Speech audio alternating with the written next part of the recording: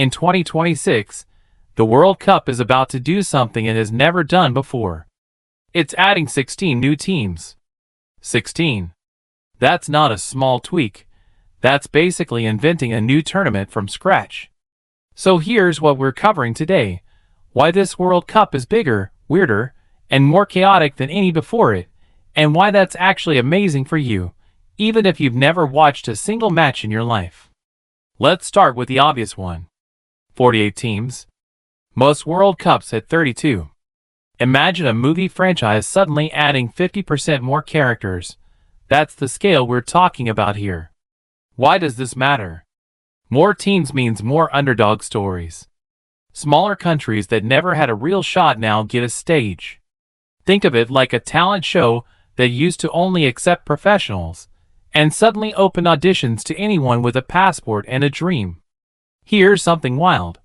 Countries like Jordan, Cape Verde, and Curacao could be playing on the same field as Brazil and Argentina.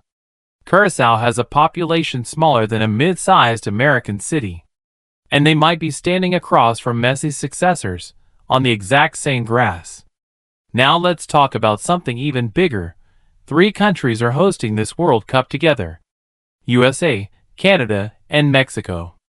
That has never happened at this scale before. Why does that matter? Time zones. Travel. Culture.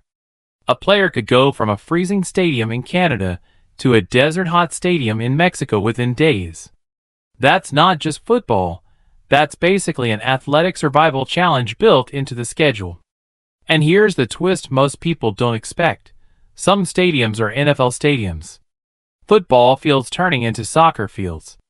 Picture your favorite American football stadium suddenly hosting the world's biggest soccer match. Strange? Yes. Iconic? Also yes. Let's pause for a second, because here's something that'll genuinely blow your mind. The 2026 World Cup is expected to be watched by over 5 billion people. 5 billion. That's more than half the planet. No movie, no show, no Super Bowl, nothing comes close to that number. Now, why should a total beginner care about any of this? Because this tournament is literally designed to hook new fans.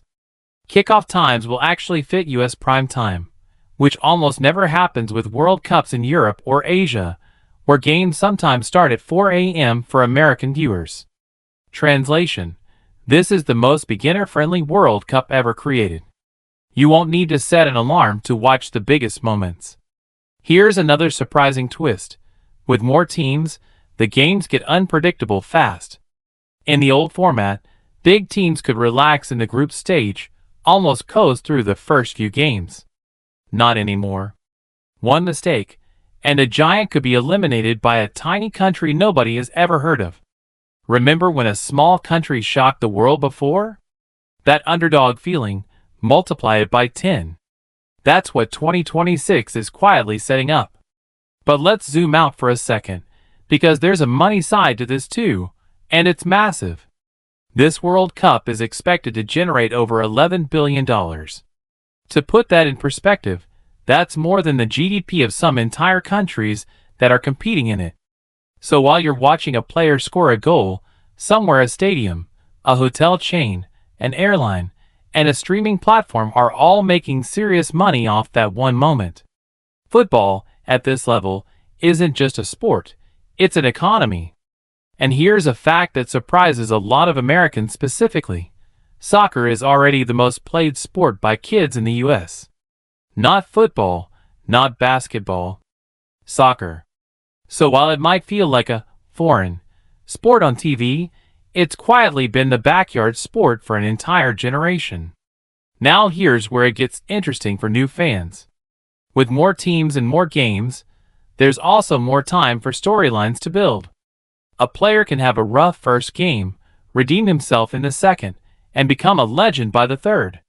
It's basically a season of television compressed into 1 month. And here's a small cliffhanger for you. Some of the biggest names in football right now might be playing their final World Cup ever in 2026. This could be the last time we ever see certain legends on this stage. That alone turns casual matches into must-watch history. So here's the quick recap. More teams, more chaos, 3 host countries, the biggest global audience ever, billions of dollars on the line, and a format built specifically to turn casual viewers into lifelong fans.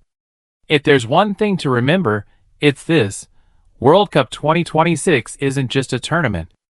It's the moment football becomes truly global, including in places where it never used to be a big deal, like right here in America. If this helped you understand the World Cup a little better, hit subscribe, because we're breaking down everything you need to know before the tournament kicks off, one simple video at a time.